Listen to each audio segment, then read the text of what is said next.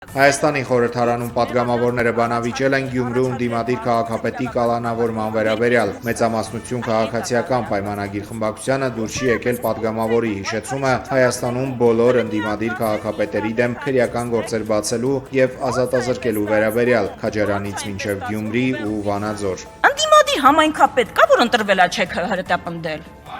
Ընդդիմադիր համայնքապետ կա, բանը Գյումրու համայնքապետը կաշառակեր է, Վանաձորինը ընտրվելուց հետո պարզվեց հանցագործա, Գորիսինը ինչ էր, Սիսյանինը ինչ էր, Կապանինը ինչ է, Բերթինը ինչ էր։ Դուք ուղակի ժողովրդի քվեի հետ չեք հաշտվում, ուրիշ խնդիր չկա, եւ այդ դատական համակարգի մասին, որ խոսում եք, ավարտում եմ հիմա հանգիստ,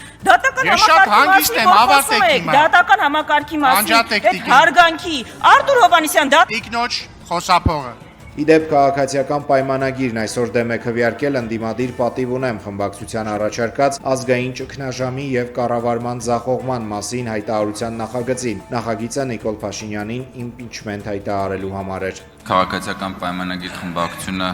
դեմ է քվեարկելու ի սկզբանե մեռելածին այս նախագծին եւ իմպիչմենտի բոլոր հնարավոր մեռելածին նախագծերին, որոնք կարող են հայտնվել ազգային ժողովի օրակարգում տարատեսակ դրսևորումներով, հայտարարության տեքստով կամ որևէ այլ աճպարության միջոցով։ Ասում են ճգնաժամ չկա, մի հատ էլ գնացեք